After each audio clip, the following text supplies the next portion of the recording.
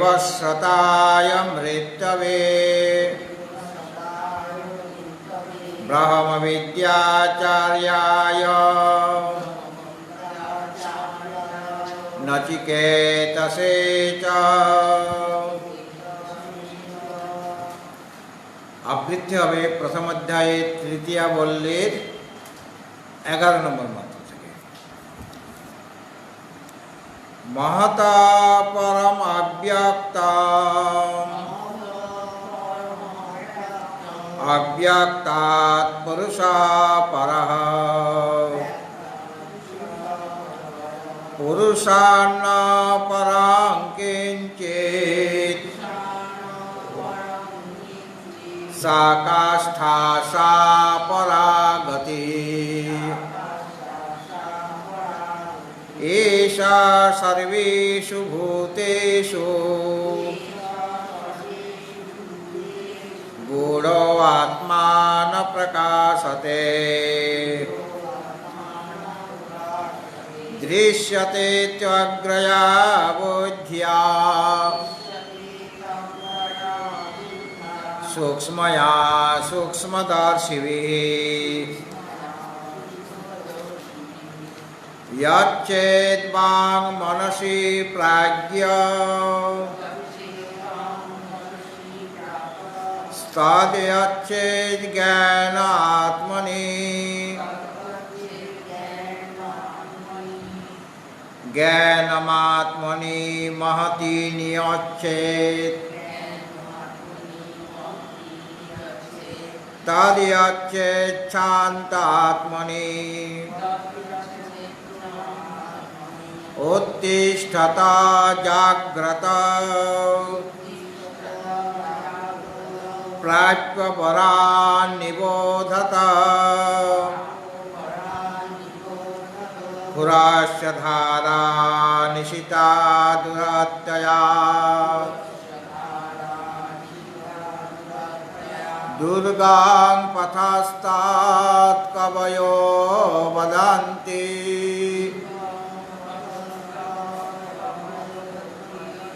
अशब्दमस्पर्शमरूपमव्ययम्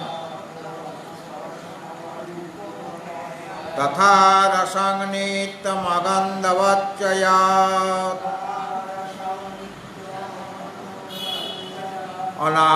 अनाद्यनन्तां महता परं ध्रुवम् निचायतान् मृत्युमुखात् प्रमोच्यते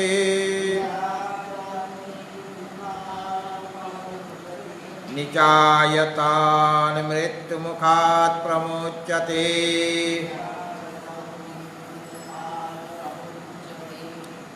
ओम श्री परमात्मने नमः।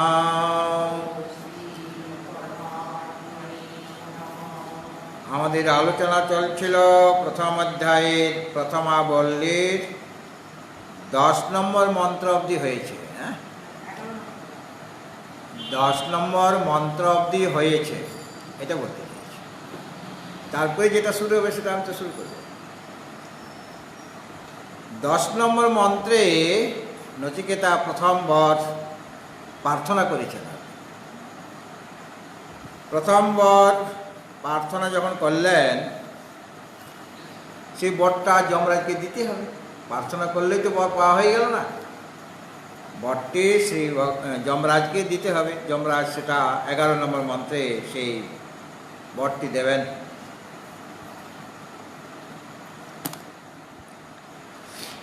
আমরা 11 নম্বর মন্ত্রটি একবার পাঠ করি।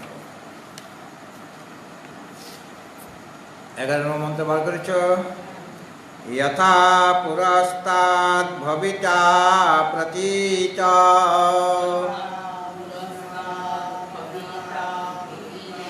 ओद्यालकेरारुणिर्मत्प्रशिष्टः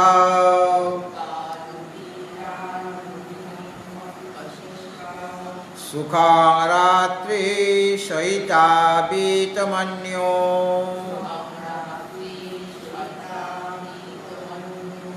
त्वां दृदिशिवान् मृत्युमुखात् प्रमुक्ताम्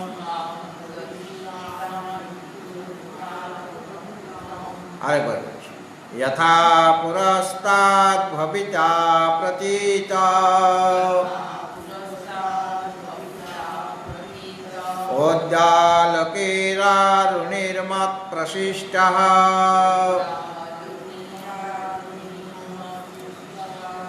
ओद्दालकेरारुणिर्मत्प्रशिष्टः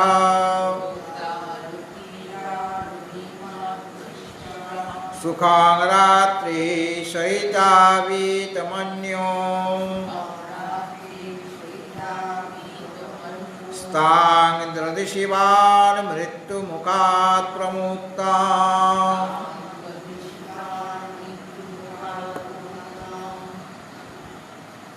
নচিকেতা প্রথম বরে কি প্রার্থনা করেছেন? কটা বর দেওয়া হবে তাকে? 3টা বর।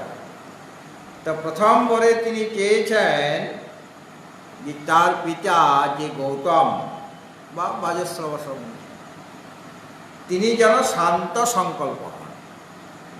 একটা বরের মধ্যে কয়েকটা জিনিস আছে।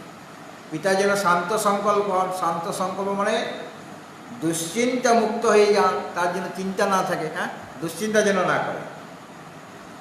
আর কি চান? সুমনা যথা স্যাৎ, সুমনা যেন হয়ে যায়। সুমনা মানে যার মনটি প্রসন্ন, মনটা যেন প্রসন্ন হয়ে যায়। একটা বরের মধ্যে কিন্তু তার পিতা যেন শান্ত সংকল্প হয়, মানে দুশ্চিন্তা মুক্ত হয়, আর কি হয়? প্রসন্ন চিত্ত হয়ে যাবে, সুমনা হয়ে যাবে। আর কি হবে? ভীত মন্যু, মন্যু মানে ক্রোধ। হ্যাঁ, আমার প্রতি তার একটা ক্রোধ আছে তো, কারণ আমি বারবার তাকে বিরক্ত করেছিলাম। হ্যাঁ, একটা ক্রোধ উৎপন্ন হয়েছে, সেটা যেন বিগত হয়ে যায়। মন্যু মানে ক্রোধটা যেন, আমার প্রতি যে ক্রোধ তিনি করেছেন সেটা যেন দূর হয়ে যায়, মনে যেন ক্রোধ না থাকে আমার প্রতি। বিটা মন্যু যথা মা অভি, আমার প্রতি যেন বিগত ক্রোধ হয়ে যান। আর তৎপ্রশিষ্টম, তাহলে কি হলো? শান্ত সংকল্প হতে বলছেন। সুমনা মানে প্রসন্ন চিত্ত, আর আমার প্রতি ক্রোধশূন্য হয়ে যান, তিনি যেন হয়ে যান। আর কি? তৎপ্রশিষ্টম, তুমি যখন আমাকে মুক্ত করে দেবে, তুমি তো এখানে চিরকাল আমাকে রাখবে না, মানে রাস্তা পরিষ্কার করে রাখছেন যাতে করে যমরাজ তাকে এখানে যেন রেখে না দেয়। হ্যাঁ, যদি রেখে দেয় তাহলে তো কিছু বলার নেই, তাকে তো দান করে দেওয়া হয়েছে। তো তিনি আমাকে মুক্ত করে দেবেন, মানে তিনি বলবেন যে তুমি যাও, বাড়ি ফিরে যাও, পিতার কাছে যাও, মাতার কাছে যাও, এরকম বলে দেবেন। মানে যাতে করে বলেন তার জন্য আগেই পথ পরিষ্কার করে রাখেন। হ্যাঁ, তো পথ প্রশিষ্ট, তোমার কর্তৃক যখন আমি বিনির্মুক্ত হব, তুমি যখন আমাকে ছেড়ে দেবে, মুক্ত করে দেবে, মানে ঘরে যাও এখন, হ্যাঁ, তখন মা প্রতীত, আমাকে যেন আমার পিতা চিনতে পারেন যে যে ছেলেটা জমাল হয়ে গেছিল সেই ছেলেটাই ফিরে এসেছে। হ্যাঁ, যদি চিনতে না পারে তোমার সাথে কথা বলবে না। এই জন্য মা, মা মানে মাম মানে আমাকে প্রতীত যেন চিনতে পারেন। আর চিনতে পেরে অভিবদে, আগে যেমনভাবে আমার সাথে কথা বলতেন, স্নেহপূর্বক কথা বলতেন, এখন ফিরে গেলে যেন ওই রকম আগের মতো চিনতে পারেন যে এটা সেই ছেলেটাই, আমার ছেলেটাই। আর আমার সাথে যেন অভিবাদন করেন, মানে স্নেহপূর্বক কথা বলেন, সম্ভাষণ করেন। তাহলে একটা বরের মধ্যেই কয়েকটা অঙ্গ আছে। শান্ত সংকল্প, সুমনা মানে কি বললাম? প্রসন্ন চিত্ত, বিতমন্যু মানে আমার প্রতি যেন ক্রোধরহিত হয়ে যান। 3টা হলো। 4 নম্বরে হলো যে তুমি যখন আমাকে মুক্ত করে দেবে তখন আমার পিতা যেন আমাকে চিনতে পেরে আমার সাথে পূর্বের মতোই স্নেহপূর্বক কথা বলেন। হ্যাঁ, এইটা এতত্রয়ানাং প্রথমং বরং বৃণে, 3টা যে বর তুমি দেবে বলেছ তার মধ্যে, ওর বর সকলের মধ্যে এটাই হলো প্রথম বর। এটাই আমি বৃণে মানে প্রার্থনা করছি। তো এই মন্ত্রে কি চাইলেন আসলে নচিকেতা? না, যৎ পিতুঃ পরিতোষণম, পিতার পরিতোষ যাতে হয়, হ্যাঁ, পিতা যেন সন্তুষ্ট হয়ে যান, এই জন্য এই চারটা জিনিস চাইছে না।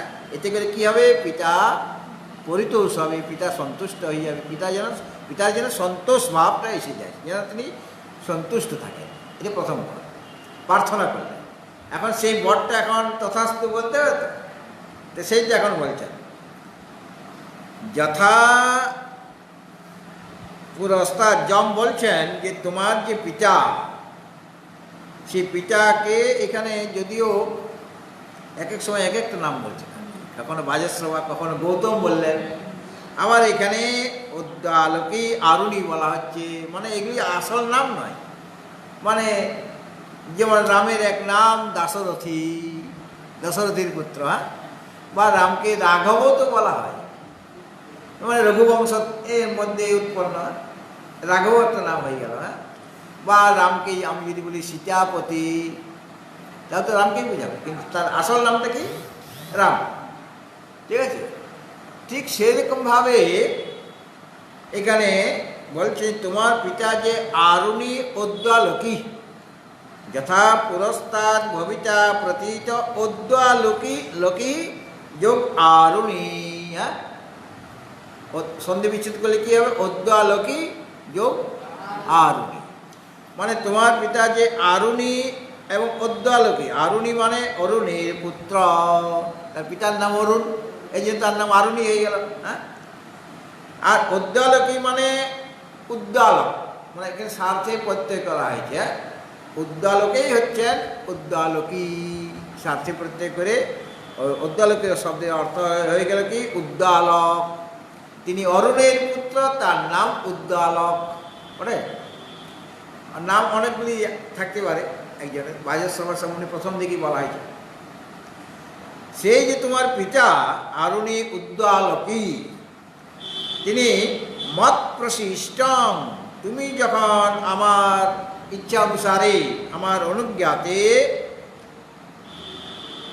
পুরস্তাদ যথা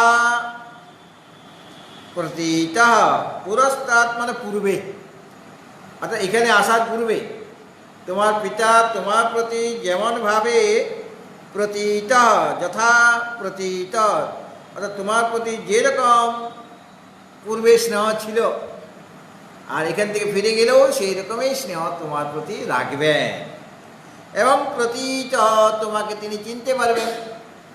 আগে ওটা চেয়েছিল না যে আমাকে যেন চিনতে পারে, তো প্রতীত মানে তোমাকে চিনতে পারবেন, তোমাকে চিনতে পেরে ভবিতা, অর্থাৎ আগের মতোই পূর্বের মতোই তিনি স্নেহযুক্ত থাকবেন, তোমার প্রতি স্নেহ করবেন, স্নেহপূর্বক কথাও বলবেন, হ্যাঁ।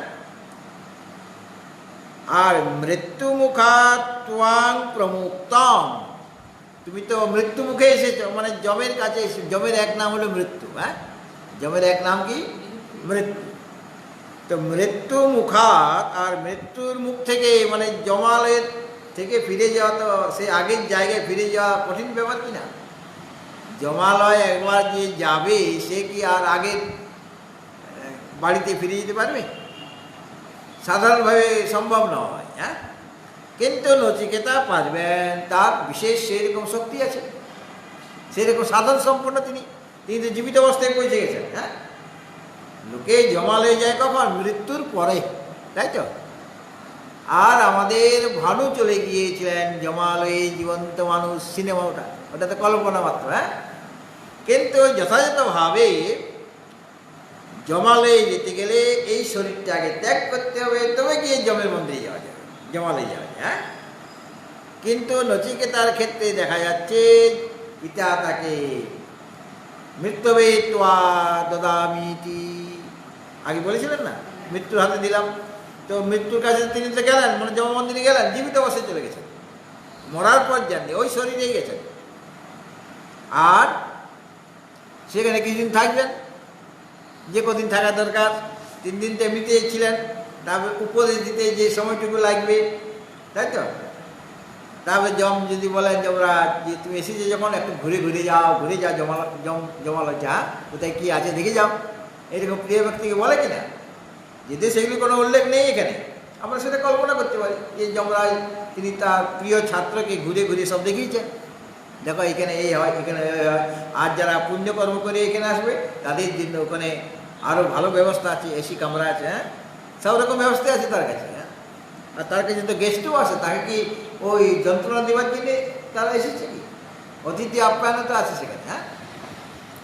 এক লোক থেকে আরেক লোকে তারা যেতেও পারে, দেবতাদের সেরকম ক্ষমতা আছে। তো মত প্রশিষ্টম, আমার থেকে যখন তুমি মুক্ত হয়ে যাবে তখন তোমার পিতা তোমাকে চিনতে পেরে আগের মতোই স্নেহযুক্ত হবেন। আর মৃত্যুর মুখ থেকে ত্বাং প্রমুক্তম, তুমি যখন মুক্ত হয়ে যাবে মানে আমি তোমাকে মুক্ত করে দেবো, যে যাও এখন বাড়ি ফিরে যাও, পিতার কাছে যাও, তখন দর্শিবান, তোমাকে তিনি দর্শন করবেন, তোমাকে দেখবেন, কে? তোমার পিতা। এবং তিনি ভীতমন্যু, তার মন্যু মানে ক্রোধ, তার ক্রোধটা তোমার প্রতি থাকবে না, ভীতমন্যু হয়ে যাবে, মানে মন্যু যেটা ক্রোধ যেটা হয়েছিল সেটা দূর হয়ে যাবে, হ্যাঁ।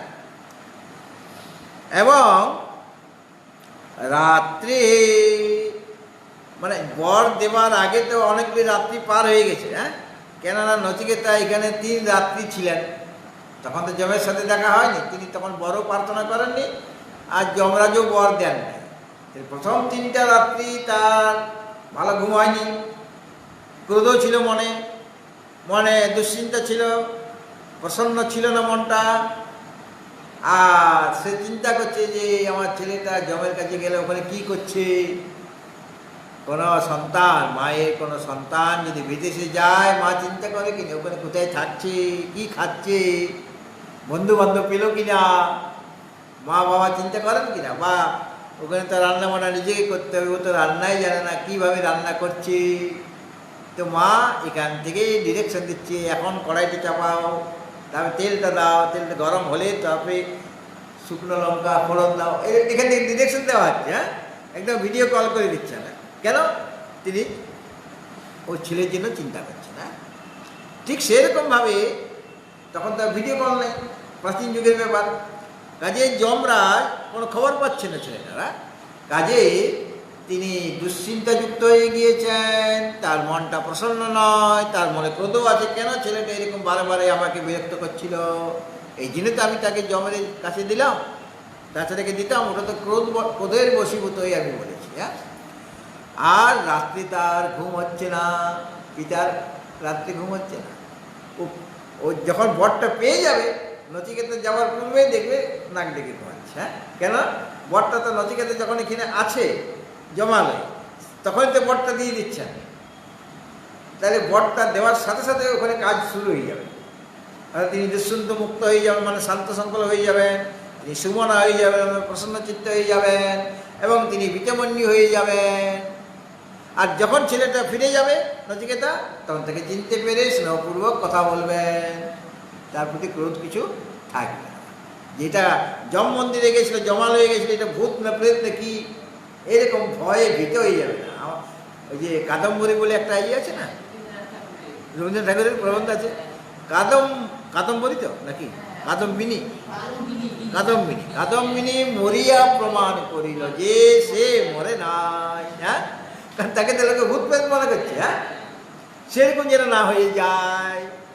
নচিকেতা গেল, পিতা মাতা সব ভয় অস্থির হয়ে গেছে, আরে এটা ভূত না প্রেতে এসে হাজির হয়েছে, এটা জমাল হয়ে গেছিল, হ্যাঁ, সেরকম ঘটনা যেন না ঘটে, হ্যাঁ, আমাকে যেন চিনতে পারে, আগের মধ্যে যেন আমার সাথে স্নেহপূর্বক কথা বলে, টাকা ঘরটার যেন দেয়, খেতে যেন দেয়, হ্যাঁ, আমাকে ভূত প্রেত বলে তাড়িয়ে যেন না দেয়, হ্যাঁ, সেরকম হলে তো মহাবিপদ হয়ে যাবে। এই জন্য মৃত্যুমুখ থেকে যখন তুমি ফিরে যাবে তোমাকে দর্শন করে, মানে আমার হাত থেকে যখন তুমি মুক্ত হয়ে যাবে আমি তো তোমাকে ছেড়ে দেবো।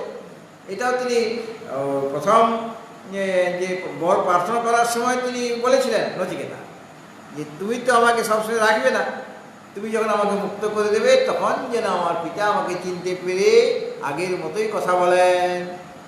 আর এখানে বর দেওয়ার সময় তিনি বলেই দিলেন যে আমার থেকে তুমি মুক্ত হয়ে যাবে, চিন্তা করো না। এই জন্য বলেছেন যে মত প্রশিষ্ট, আমি তোমাকে ছেড়ে দেব, আর ছেড়ে দিলে তোমাকে তুমি তো যাবে ফিরে। ও নচিকেতা সে তো পিতা মর্তলোক থেকে গেছে, এই পৃথিবী লোক থেকে গেছে, হ্যাঁ, কোথায় গেছে? যম মন্দিরে জমালয়ে গেছে। সেটা তো অন্য লোক, কোনো বাসে ট্রেনে যাওয়া তো যাবে না, হেঁটেও যাওয়া যাবে না।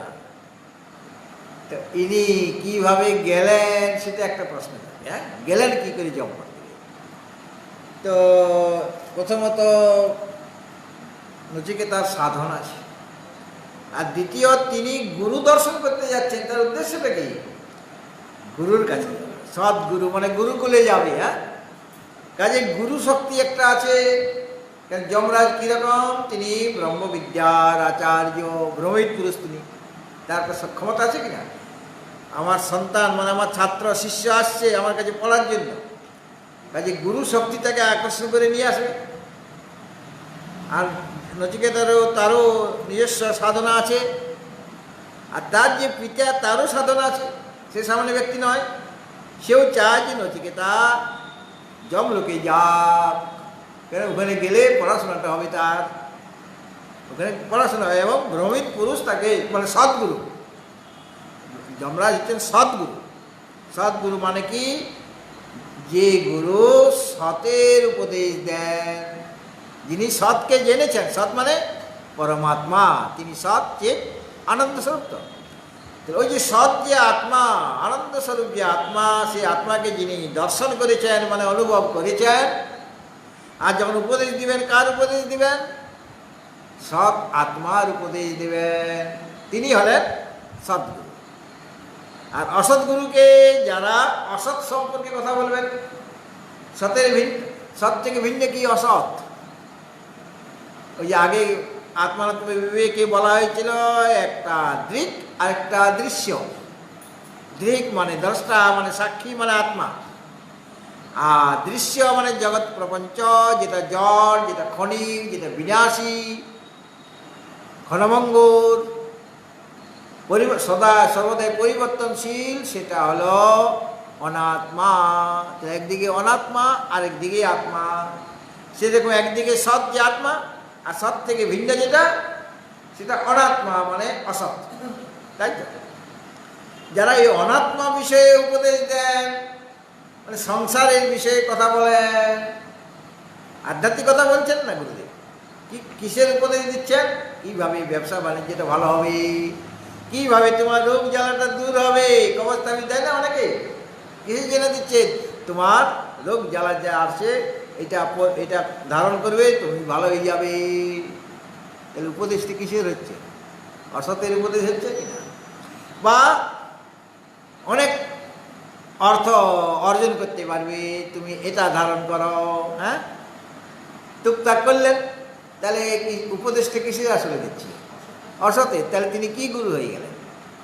সতের কথা তো বলছেন না, অসৎ গুরু হয়ে গেলেন। অসৎ গুরু মানে দুষ্ট গুরু এ কথা নয়, মানে সংসার বিষয়ক উপদেশ দিচ্ছেন।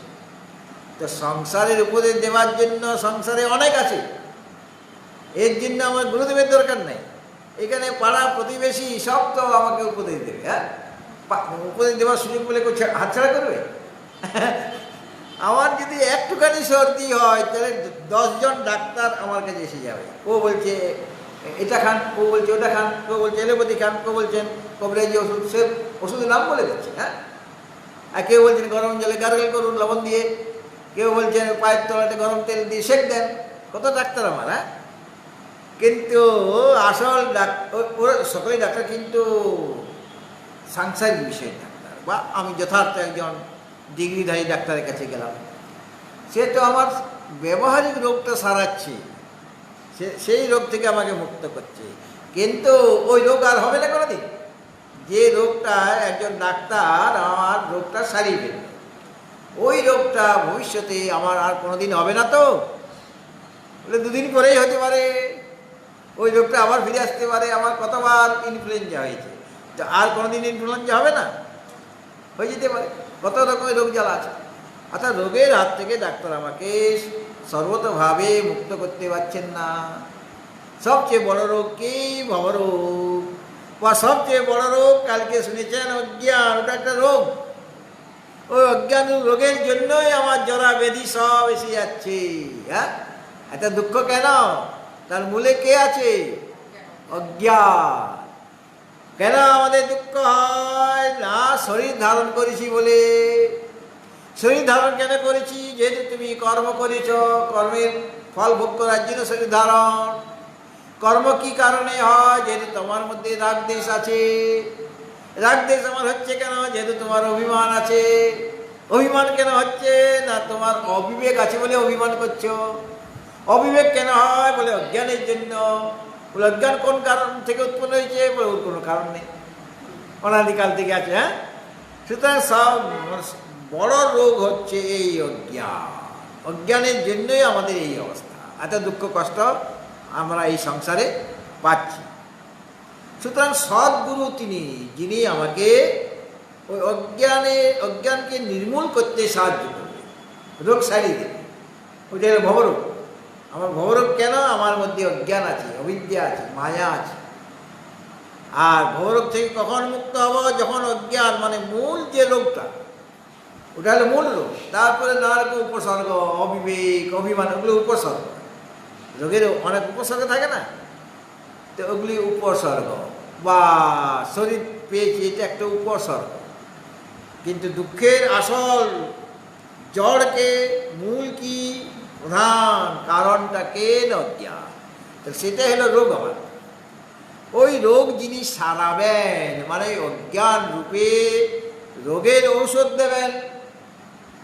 কি ঔষধ সেটা? আত্মবিদ্যা, ব্রহ্মবিদ্যা। ব্রহ্মবিদ্যার উপদেশ পেলে ওই ভবরোগ দূর হবে, অজ্ঞান দূর হবে। আর অজ্ঞান দূর হয়ে গেলে অবিবেক থাকবে না, কারণ অবিবেক থেকে, অজ্ঞান থেকে অবিবেক উৎপন্ন হয়েছে। আর অবিবেক না থাকলে অভিমান হবে না, আর অভিমান না থাকলে রাগ দেশ হবে না, রাগ দেশ না থাকলে কর্ম হবে না, কর্ম না হলে শরীর ধারণ হবে না, আর শরীর না থাকলে দুঃখ নাই। হ্যাঁ, তাহলে মূল যে ভবরোগের চিকিৎসা হচ্ছেন কে? যমরাজ। কেন? তিনি ব্রহ্মবিদ্যার উপদেশ দেবেন, মানে অজ্ঞান দূর করবে না। সুতরাং সেই সাধন চতুষ্টে সম্পন্ন হচ্ছে নচিকেতা। নিত্যানিত্য বস্তু বিবেক আছে, ইহা মাত্র ফলভোগ বিরাগ আছে তার মধ্যে। সেটা কোটমোট পড়লে দেখতে পাবো আমরা যে কতখানি বৈরাগ্য তার মনের মধ্যে আছে। আর সমদমাদি 6টা সম্পত্তিও তার মধ্যে আছে। আর তিনি মোক্ষকামীকে নচিকেতা। সুতরাং তার মধ্যে বিশেষ একটা শক্তি আছে।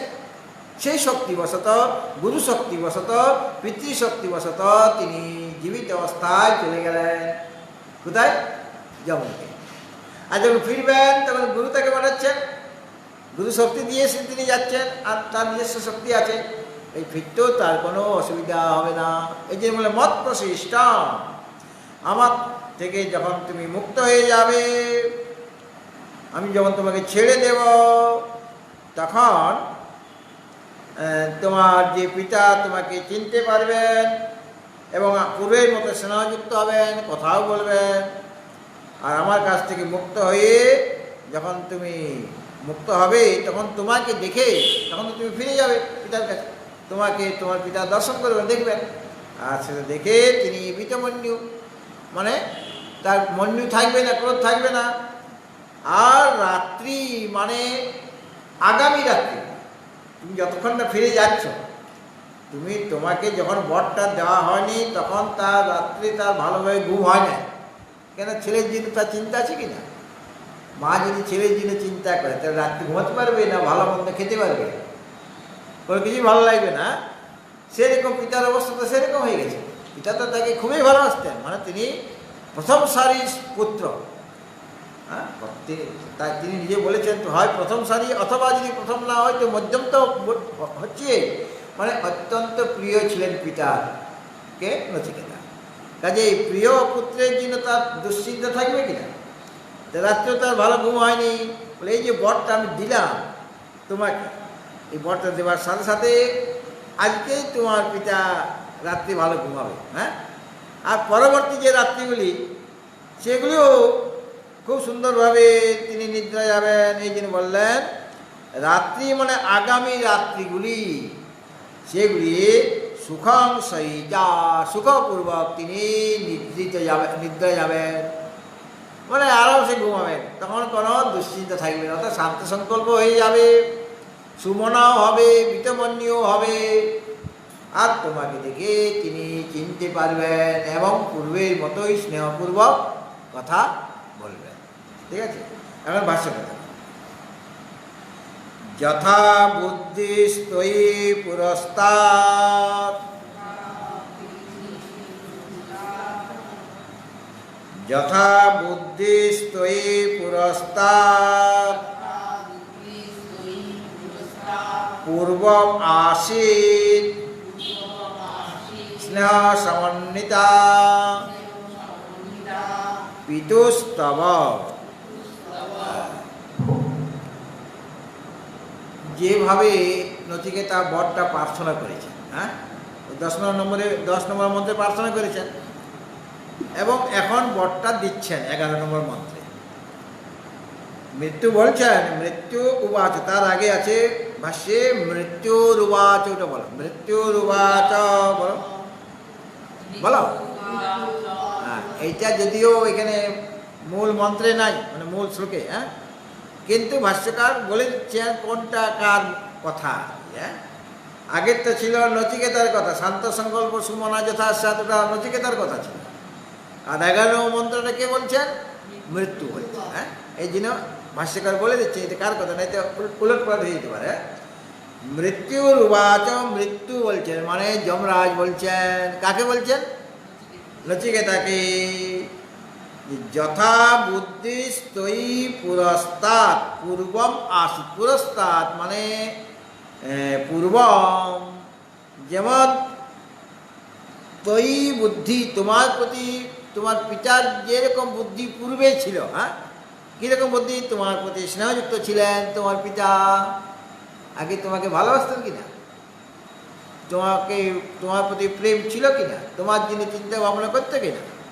তো আগে পূর্বে, তুমি এখানে আসার পূর্বে, মানে যখন তোমার পিতা তোমাকে বললেন মৃত্যুবেত্ত আদদামিতি, তার পূর্বে, অর্থাৎ যখন তুমি জম লোকে আসনি, আমার কাছে আসনি, তখন তোমার পিতা তোমার প্রতি যেরকম ভাবনা ছিল, যেরকম বুদ্ধিটা ছিল, এই জন্য বলছেন যথা বুদ্ধিস্তয়ী, তয়ী মানে তোমাতে। কে তোমাতে? এখানে নচিকেতা। তোমার প্রতি যমরাজ তো বলছেন, নচিকেতা সামনে রয়েছে, যে তোমার প্রতি বুদ্ধিটা পুরস্তাৎ মানে পূর্বে, পূর্বম আসিত, যেমন ছিল বুদ্ধি তোমার প্রতি। আগে স্নেহযুক্ত ছিলেন, আগে মিষ্টি করে কথা বলতেন, আর এখনও মিষ্টি করেই কথা বলবেন, স্নেহপূর্বকেই কথা বলবেন না। আগে যেমন আদর করছিলেন, এখনও ফিরে গেলে তোমাকে আদর করবেন। হ্যাঁ, মানে রূঢ় কথা বলবেন না যে ছেলেটা খুব বাচাল হয়ে গিয়েছে, আমাকে খুব বিরক্ত করেছে, এরপরও বিরক্ত করতে পারে, কাজে আগে পূর্ব থেকেই তিনি ওইরকমভাবে ব্যবহার করতে পারে, ফিরে গেলে বলে তা না। যথা বুদ্ধিস্তয়ী, যেমনভাবে তয়ী বুদ্ধি, তোমার প্রতি বুদ্ধিটা পুরস্তাৎ মানে পূর্বমাসিক, তোমার প্রতি বুদ্ধি তোমার পিতার যেরকম ছিল, যেরকম স্নেহ ছিল, যেরকম তোমাকে ভালোবাসত, কীরকম ছিল না স্নেহ সমন্বিতা, স্নেহের দ্বারা সমন্বিত ছিল। সমন্বিত মানে যুক্ত। তোমার পিতার মনে তোমার প্রতি কী ছিল? ভাব, স্নেহের ভাব ছিল। পিতা পুত্রকে স্নেহ করেন কি না? তো পূর্বে তোমাকে স্নেহ করতেন, তো আগে যেমনভাবে স্নেহ করতেন ওই বুদ্ধিটা ছিল, স্নেহ বুদ্ধি তার ছিল, স্নেহ সমন্বিতা। পিতুস্তব, তোমার যে পিতা, সেই পিতার তোমার প্রতি পূর্বে মানে এখানে আসার পূর্বে যেমন বুদ্ধি ছিল, মানে যেরকম যুক্ত ছিলেন, সেরকমভাবেই হবে। তুমি ফিরে গেলে সেরকমই হবে, ব্যাপারটা পূর্বের মতোই পাবে। ভবিতা প্রীতি সমন্বিত তব পিতা তথৈব। হ্যাঁ, ভবিতা মানে হবে, এটা একটা ক্রিয়াপদ। হ্যাঁ, ভবিতা শব্দের অর্থ কি? হবে। যেমন ভবতী মানে হয়, ভবতী, ভবতা, ভবন্তী, এরকম পড়েছে কিনা, মনে আছে তো? আচ্ছা, ভবিতা হলো ভবিষ্যৎকাল রূপ। ভবিতা মানে হবে।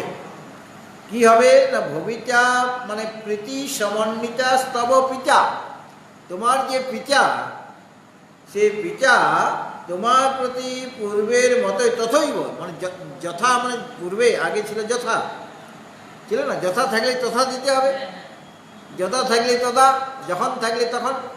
বাংলায় আছে না, যখন প্রয়োগ করলে তখন একটা প্রয়োগ করছে, তাছাড়া বাক্যটা পূর্ণ হবে না। তাহলে এখানে যথা বলেছিলেন, যথা মানে যেমনভাবে, তাহলে তোমাকে বলতে হবে তথা মানে তেমনভাবে, মানে যেমনভাবে, যথা মানে যেমনভাবে এখানে আসার পূর্বে তোমার প্রতি তোমার যে পিতা যেরকম বুদ্ধি ছিল, তিনি স্নেহযুক্ত ছিলেন। ও বুদ্ধিটা কী রকম? স্নেহ সমন্বিতা বুদ্ধি। স্নেহ সমন্বিতা বুদ্ধির বিশেষণ, হ্যাঁ, স্নেহ সমন্বিতা বুদ্ধি। তোমার প্রতি তার পিতার বুদ্ধিটা কীরকম ছিল না? স্নেহ সমন্বিতা বুদ্ধি, স্নেহযুক্তা বুদ্ধি ছিল। বুদ্ধিটা স্ত্রীলিঙ্গ, কাজে বিশেষণটা স্ত্রীলিঙ্গ। এবার স্নেহ সমন্বিতা পূর্বে যেমন ছিলেন, আর সেরকম এখন ফিরে গেলে সেরকম হবেন, হবেন কি না? তাহলে একটু ভবিষ্যতে, এখন তো ফিরে যায়নি। তো ভবিতা মানে প্রীতি সমন্বিত স্তব পিতা, তোমার পিতা তোমার প্রতি পূর্বের মতো প্রীতিযুক্ত হয়ে যাবেন। তথৈব মানে ঠিক সেরকমভাবে, মানে পূর্বের মতোই তার স্নেহ প্রীতি তোমার প্রতি থাকবে। হ্যাঁ, প্রীতিপূর্বক স্নেহপূর্বক তোমার সাথে কথা বলবেন, তোমাকে ভালোবাসবেন, তুমি কোনো পার্থক্য বুঝতে পারবে না। হ্যাঁ, তারপরে যেন আমাকে চিনতে পারেন বলেছিল না, নচিকেতা বলেছে আমাকে যেন চিনতে পারে, সেটাও বলে দিলেন। প্রতীতবান সন, আর প্রতীত মানে প্রতীতবান, অর্থাৎ যখন তুমি ফিরবে তখন তোমাকে প্রতীত মানে প্রতীতবান, অর্থাৎ তোমাকে তিনি চিনতে পারবেন। প্রত্যাগমন, তুমি আগমন করেছো আমার কাছে, তারপরে যখন ফিরে যাবেন প্রত্যাগমন করবে। ফিরে যাওয়াটা হলো প্রত্যাগ, আসাটা হলো আগমন। আমার অনুজ্ঞাতে তুমি যখন ফিরে যাবে তোমার পিতার কাছে, তখন আমার ইচ্ছাতে, মানে আমি এখান থেকে ইচ্ছা করবো, সংকল্প করবো আর কি। যমরাজ সংকল্প করবে যে তোমার পিতা যেন পূর্বের মতোই তোমার প্রতি স্নেহযুক্ত হয়ে যায়। সেটা তার পিতাকে গিয়ে তো বুঝাচ্ছে না, যমরাজ তো ওর পিতার কাছে যাবে না, তাকে বুঝাতে যাবে না। সেই যমলোকে বসেই তিনি সংকল্প করলেন যে তার পিতা, নচিকেতার পিতা যেন নচিকেতার প্রতি স্নেহযুক্ত হয়ে যান। এই সংকল্প মাত্রে কাজ হবে। আমাদের কাউকে বুঝাবার জন্য, ছাত্রের গার্জেনকে বুঝাবার জন্য তো গার্জেনের কাছে যেতে হয়, অথবা গার্জেন কল করতে হয়, তাই তো? আমরা মাঝে মাঝে গার্জেন কল করি কি না, তাকে ডেকে নানারকমে বুঝায় ছাত্র সম্পর্কে। কিন্তু এখানে যমরাজকে গার্জেন কলও করতে হচ্ছে না, বা গার্জেনের কাছে যেতেও হচ্ছে না। এখানে তিনি ইচ্ছা প্রকাশ করলেন যে তোমার পিতা যেন তোমাকে তোমার প্রতি স্নেহযুক্ত হয়ে যায়। তা আমার ইচ্ছাতে, মানে আমার সংকল্প অনুসারে তোমাকে তিনি প্রতীত মানে তিনি চিনতে পারবেন। আর চিনতে পেরে তোমার পিতা পূর্বের মতোই তোমার প্রতি প্রীতিযুক্ত হয়ে যাবেন। প্রতীত মানে প্রতীতবান সন, মানে তোমাকে চিনতে পেরে তুমি চিনতে পারবে যে এটা আমারই ছেলে। তা আমারই ছেলে যখন এই রূপে যখন চিনতে পারবে, তখন তোমার পিতা তোমার স্নেহ করবে কিনা, তো প্রীতিযুক্ত হয়ে যাবে আমার ইচ্ছাতে, আমার সংকল্পে এটা এই কাজটা হয়ে যাবে। হ্যাঁ, এটা তোমাকে বর দিচ্ছি, বর অনুসারে আমার সংকল্প অনুসারে এই কাজটা তোমার হয়ে যাবে। তারপরে কি বলছেন এখানে সম্বোধন বলেছিলেন তার যে পিতাটা কে, উদ্দালকী আর উনি, তোমার পিতাটা কে সেটা বলে দিচ্ছে, পিতার নামটা বলছেন। হ্যাঁ, কে বলছেন পিতার নাম? যমরাজ। নচিকেতা নিজে তো আর বলবেন না। উদ্দালকী আর উনি মত প্রশিষ্ট, ওটা দ্বিতীয় লাইনে ছিল মন্ত্রে। হ্যাঁ, সেটা এখন বলছেন যে উদ্দালকী, বলো উদ্দালকা এব উদ্দালকী, একটা স্বার্থে প্রত্যয়, মানে যার যে শব্দটার উপরে, যে শব্দটার সাথে প্রত্যয় আমি যোগ করব, তদ্ধিত প্রত্যয়। হ্যাঁ, শব্দের সাথে তদ্ধিত প্রত্যয় যোগ হয়, আর ধাতুর সাথে কৃত প্রত্যয় যোগ হয়, এটা সংস্কৃতের নিয়ম। হ্যাঁ, তাহলে ওই যে যে শব্দটার সাথে একটা প্রত্যয় তদ্ধিত প্রত্যয় যোগ করছি, তখন সেই শব্দটার অর্থ সাধারণত পাল্টে যায়, তাই না? কিন্তু এখানে পাল্টে যায়, এটা স্বার্থে প্রত্যয় হয়েছে। হ্যাঁ, উদ্দালকে কি হলো না, উদ্দালক এব উদ্দালকী, যিনি উদ্দালক তিনি উদ্দালক, অর্থাৎ স্বার্থে প্রত্যয় হয়েছে। হ্যাঁ, যেমন নর আর নারায়ণ শব্দ আছে না, নারায়ণ মানে মনুষ্যগণের যিনি, অয়ন মানে আশ্রয় গতি, তিনি হলেন নারায়ণ। তাহলে নার শব্দটা কোথায় পেলে? আমরা তো জানি মনুষ্যের সংস্কৃত হল নর, নর মানে মনুষ্য। নার শব্দ তো মনুষ্য অর্থ নয়, তখন বলছে নর এব নার, স্বার্থে প্রত্যয় করে দিলেন না, মানে অর্থটা পাল্টে যাচ্ছে না। তাহলে নার শব্দের অর্থটা কী পাওয়া গেল? মনুষ্য। সেই নার মানে মনুষ্যের যিনি একমাত্র অয়ন, তিনি হলেন নারায়ণ। ঠিক সেরকমভাবে উদ্দালকের যে পুত্র উদ্দালকী, মানে উদ্দালক এব উদ্দালকী, যিনি উদ্দালক তিনি উদ্দালকী, স্বার্থে প্রত্যয় করে উদ্দালকী শব্দটা এসেছে। ওই উদ্দালকী আর উদ্দালক ভিন্ন ভিন্ন ব্যক্তি নয়, যিনি উদ্দালক তাকে উদ্দালকী বলা হয়েছে। অথবা উদ্দালকী সে কে না, উদ্দালক এব উদ্দালক, উদ্দালককে উদ্দালকী এখানে বলা হয়েছে, কেননা এখানে স্বার্থে প্রত্যয় করা হয়েছে। আরেকটা নাম বলা হয়েছে আরুণী, তাই না? পিতার দুইটা নাম বলা হলো, একটা হলো উদ্দালকী, আর একটা কি হলো আরুণী। আরুণী নামটা কি করে আসলো? অরুণস্য অপত্যম আরুণী, অরুণের যে পুত্র তার নাম আরুণী হয়ে গেল। দশরথের পুত্র শ্রীনি দাশরথী হয়ে গেলেন, দাশরথী মানে রাম, তাই তো? সেরকম হয় অরুণের পুত্র কি হয়ে গেল? অপত্য মানে পুত্র আর কি, তো অরুণের পুত্র হয়ে গেল আরুণী। তার মানে নচিকেতার পিতা হলো আরুণী, আর না ওই যে উদ্দালকী মানে নচিকেতার যে পিতা তাকে বলা হচ্ছে আরুণী। সে আরুণীকে না অরুণের পুত্র, সে উদ্দালকী আরুণীটাকে তিনি হচ্ছেন অরুণের পুত্র। তার দুইটা নাম হইল, একটা হল উদ্দালকী মানে উদ্দালক, আর একটা অরুণের পুত্র আরুণী, ঠিক আছে? তারপরে একটা আচার্য শঙ্কর বলছেন দ্বামুষ্যায়ন বা, অথবা ওই তোমার পিতা তিনি হচ্ছেন দ্বামুষ্যায়ন, নতুন একটা শব্দ দ্বামুষ্যায়ন, মানে দুইজন পিতা। হ্যাঁ, পিতা হলো দুইজন। কীরকম? নচিকেতার যে পিতা, সে পিতার দুইটা বিশেষণ এখানে দেওয়া হলো। হ্যাঁ, একটা হলো আরুণী, আরেকটা হলো উদ্দালকী। দুইটা নাম বলা হলো কি না? একটা হলো আরুণী, আর একটা কি নাম দেওয়া হলো? উদ্দালকী। এখন এই যে দুইটা জিনিস আরুণী আর উদ্দালকী, এই উভয় পদে কি হয়েছে না অপত্য অর্থে তদ্ধিত প্রত্যয় করা হয়েছে। উদ্দালকের পুত্র উদ্দালকী, এরকম হতে পারে তো। আর অরুণের পুত্র হলো আরুণী। হ্যাঁ, এরকম তো করা যায়। আগে অন্যরকমভাবে করা হয়েছে, উদ্দালকীকে উদ্দালক এব উদ্দালকী, যিনি উদ্দালক তিনি উদ্দালকী। হ্যাঁ, আর তিনি হচ্ছেন অরুণের পুত্র বলে তাকে আরুণী বলা হয়েছে। এখন যদি উভয় পদে যদি অপত্য অর্থে করা, স্বার্থে প্রত্যয় আমি করছি না, আগে স্বার্থে প্রত্যয় করেছিলাম ওখানে উদ্দালকীতে, যে উদ্দালকীকে না উদ্দালকী হচ্ছে না উদ্দালকী, স্বার্থে প্রত্যয় করা হয়েছে। এখন যদি দুটার ক্ষেত্রে অপত্য অর্থে করা হয়, যে উদ্দালকের পুত্র হলো উদ্দালকী আর অরুণের পুত্র হলো আরুণী, পরে তাহলে অপত্য অর্থে দুটাই করা হয়েছে। আগে কিন্তু অপত্য অর্থে দুটা করা হয়নি, আগে একটা স্বার্থে করা হয়েছিল আর একটা অপত্য অর্থে করা হয়, সেখানে কোনো অসুবিধা হচ্ছে না। এখন দুটাই যদি অপত্য অর্থে করা হয়, একজন হলেন উদ্দালকের পুত্র উদ্দালকী, আরেকজন আরুণী যখন বলা হচ্ছে তখন অরুণের পুত্র।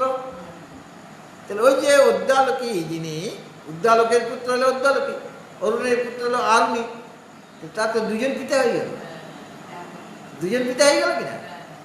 তো সংসারে দুজন পিতা হয় নাকি? এটা কীরকমভাবে হলো, দুইটা পিতা কী করে হয়, বলে হয় অবশ্য, কীরকমভাবে হয় সেটা দেখানো হয়েছে।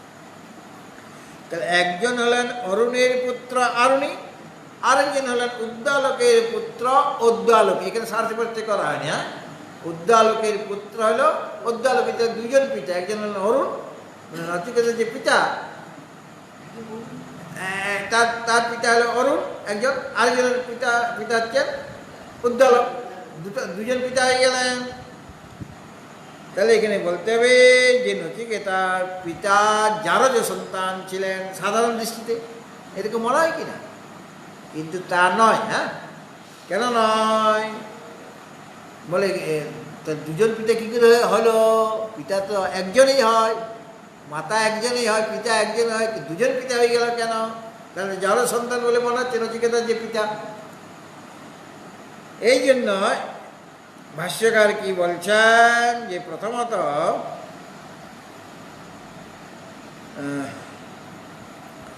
প্রথমত তিনি ব্যাখ্যা করে বুঝাতে চেয়েছিলেন যে উদ্দালকেই উদ্দালকে স্বার্থে প্রত্যয় করা হয়েছিল, মানে উদ্দালকের পুত্র উদ্দালকী করা হয়নি প্রথমে। হ্যাঁ, এখন বলছেন মানে স্বার্থে প্রত্যয় করলে সেখানে তদ্ধিত প্রত্যয়ে কোনো আলাদা ভিন্ন অর্থ থাকে না, কিন্তু তিনি নিজে এই অর্থে সন্তুষ্ট হতে পারলেন না। ভাষ্যকার স্বার্থে প্রত্যয়টা মানে সন্তুষ্ট নন, ওইভাবেও মানে তখন আর একজনের দুজন পিতা হবে না যদি স্বার্থে প্রত্যয় করি। হ্যাঁ, কিন্তু যদি অপত্য অর্থে দুজনে করা হয় তখন তো দুজন পিতা হয়ে যাচ্ছেন, একজন উদ্দালকের পুত্র আর একজন অরুণের পুত্র, তাহলে পিতা দুজন হয়ে গেলেন।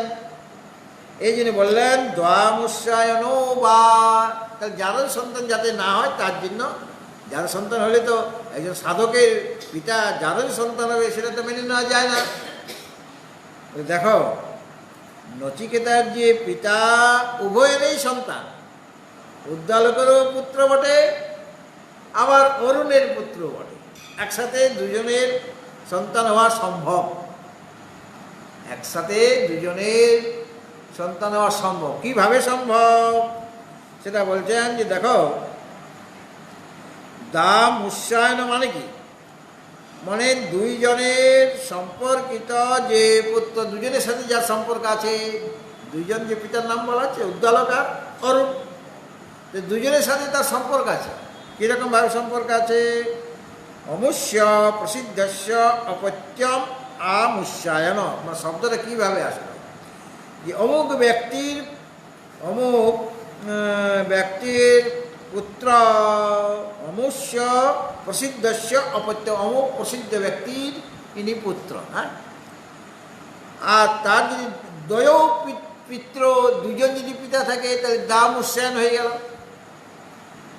আগে কি হলো আমুষ্যায়ন, মানে অমুক ব্যক্তি ওর পিতা, প্রসিদ্ধ অমুক প্রসিদ্ধ ব্যক্তি তার পিতা। এখন যদি মানে দুজন যদি হয়ে যায় তখন দামুষ্যায়ন হয়ে গেল, দুজন তার প্রসিদ্ধ পিতা আছে। হ্যাঁ, তাকে দামুষ্যায়ন বলা হচ্ছে। একে বলা হচ্ছে পুত্রিকা পুত্র।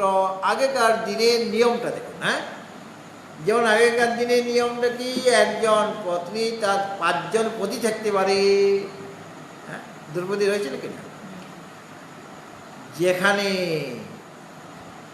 নারীর সংখ্যা কম সেখানে নিয়ম আলাদা, নারীর সংখ্যা যদি কম হয়ে যায় কোনো দেশে সেখানে সেই নারী অধিক ছেলের সাথে বিবাহ করতে পারে, তা নারী সমাজে উচ্ছৃঙ্খল দেখা যাবে কিনা। হ্যাঁ, ওটা সামাজিকভাবে করতে পারবে, ওটা নিয়ম, মানে আইন সিদ্ধ, ওটা মানে বেআইনি কাজ না। সুতরাং আর মানে প্রাচীনকালে নানা রকম নিয়ম থাকতো। তা এখানে মনে করুন যে কোনো একজন ব্যক্তি তার কোনো পুত্র নাই, এমন হতে পারে কন্যা আছে কিন্তু পুত্র নাই, তার কন্যা সন্তান আছে কিন্তু পুত্র সন্তান নাই, তাহলে মুখাগ্নি কে করবে, শ্রাদ্ধ ইত্যাদি কে করবে, বা মৃত্যুকালে সেবা টেবা সে তো কন্যা এসেও করতে পারে, কিন্তু মুখাগ্নি করা বা শ্রাদ্ধাদি কার্য করা সেটা তো নিজের ছেলে হলেই ভালো হয় কিনা, নিজের ছেলে না থেকে ভাগ্য দিয়ে অমুককে দিয়ে করায়, কিন্তু সেটা করতে চাইছেন না, সে তো ওই তার তো পুত্র নাই, কিন্তু তার কন্যা আছে, তার কন্যা আছে, সেই কন্যার কিন্তু ভাই নেই, মানে ওই ব্যক্তির মানে কন্যার পিতার কোনো সন্তান মানে পুত্র নাই, কিন্তু কন্যা সন্তান আছে। এখন ওই কন্যাকে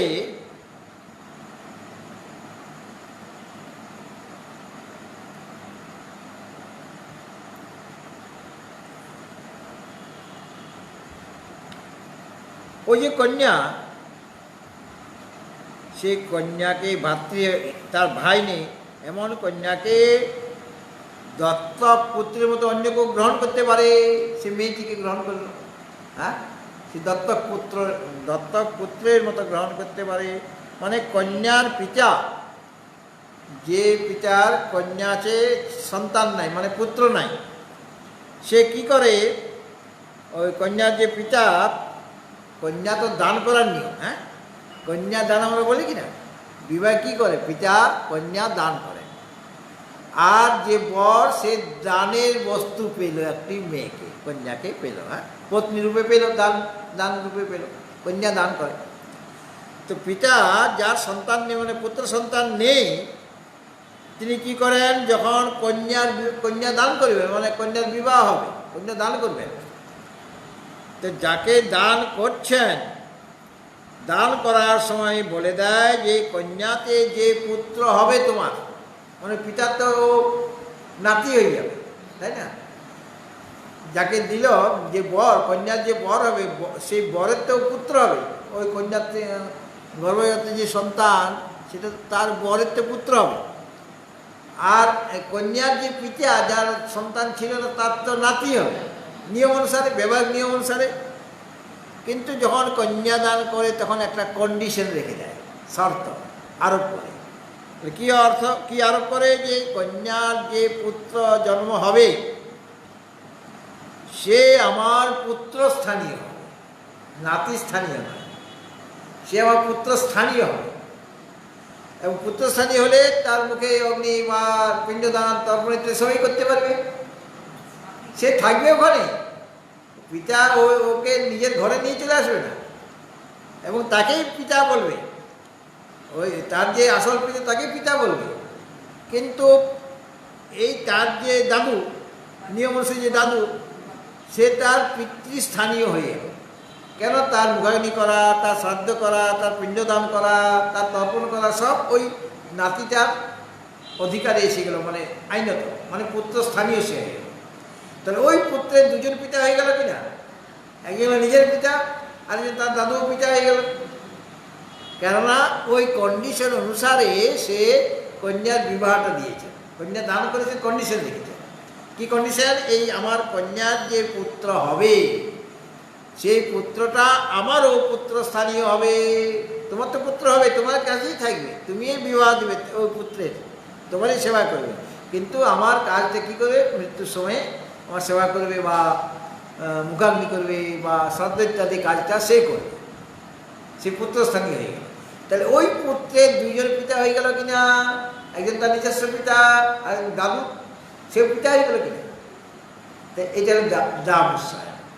তো এই যে নচিকেতার পিতা ওই রকম দামুসায়ন ছিল, অর্থাৎ তার তিনি কীরকম, ওই যে অরুণ আর উদ্দালক, এদের মধ্যে কারো পুত্র ছিল না, এরকম হতে পারে। ওই দুজনের মধ্যে কারণ একজনের পুত্র ছিল না, কেবল কন্যা ছিল, সেই কন্যাকে বিবাহ করেছে, আর বিবাহ করার সময় এরকমভাবে বলে দিয়েছিলেন, কন্ডিশন ছিল। তাই দুজনের পিতা হতে পারে, উদ্দালক হতে পারে, আর অরুণও হতে পারে। সেরকমভাবে নচিকেতার পিতা ওই রকম ছিলেন। হ্যাঁ, কোনো মানে বেআইনি কাজ তাদের হয়নি, যারও সন্তান নয়। হ্যাঁ, এইভাবে দুইটা অর্থ করা হয়। হ্যাঁ, তারপর দেখুন, মত প্রশিষ্ট ময়া অনুজ্ঞাত সন, ওই যে মূলে আছে মত প্রশিষ্ট, তার অর্থ কি হলো, ময়া অনুজ্ঞাত, আমার অনুজ্ঞাতে, আমার ইচ্ছাতে যখন তুমি যাবে ফিরে, মানে আমি তো তোমাকে ফিরিয়ে দেবো, আমি তো এখানে জমলোকে তোমাকে রাখবো না, কাজ যখন হয়ে যাবে। কি কাজ, কি কাজের জন্য এসেছেন, যমরাজ জানে কি কাজ করতে হবে, আমাকে ওকে উপদেশ দিতে হবে, হ্যাঁ, সেটাই তার কাজ। তো মত সেই কাজ হয়ে গেলে বিদায় করে দেবে, তাই তো। তো মত প্রশিষ্ট মানে ময়া অনুজ্ঞাত সন, মত আমার দ্বারা যখন তুমি অনুজ্ঞাত হবে মানে আমি যখন তোমাকে ফিরিয়ে দেব, তখন অর্থাৎ আমার দ্বারা যখন তুমি অনুজ্ঞাত হবে, অর্থাৎ আমি যখন তোমাকে ফিরিয়ে দেব, তখন ময়া অনুজ্ঞাত সন উত্তরাপি রাত্রি, মানে পরবর্তী যে রাত্রি সকল, হ্যাঁ, অর্থাৎ আমাদের যখন প্রশিষ্ট হবে মানে আমার অনুগ্রহে আমি যখন তোমাকে ফিরিয়ে দেব, তখন ওই আমার দ্বারা অনুজ্ঞাত হয়ে আমার অনুজ্ঞাতে মানে আমার ইচ্ছাতে উত্তরাপি রাত্রি মানে পরবর্তী যে রাত্রি সকল, হ্যাঁ, বরটা দেওয়ার পর যে রাত্রিগুলি আসবে, হ্যাঁ, সেগুলি সুখং প্রসন্ন মনা সহিতা সপ্তা, তো আমার অনুগ্রহে আমার কৃপাতে আমার দ্বারা অনুজ্ঞাত হয়ে মানে আমার ইচ্ছাতে বা আমার কৃপাতে তোমার পিতার যে আগামী রাত্রিগুলি সেই রাত্রিগুলি তিনি সুখে ঘুমাতে পারবেন। অর্থাৎ সুখে মানে প্রসন্ন চিত্ত হয়ে প্রসন্ন মন হয়ে, অর্থাৎ প্রসন্ন চিত্তে সহিতা মানে সুক্তা প্রসন্ন চিত্তে তিনি নিদ্রা যাবেন, হ্যাঁ, আগামী রাত্রিগুলি প্রসন্ন চিত্তে তার ঘুমটি আসবে।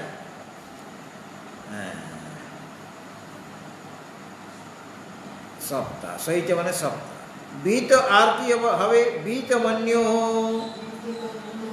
মানে বিহিতমন্য শব্দের অর্থ করছেন বিগত মন্যুশ্চ ভবিতা,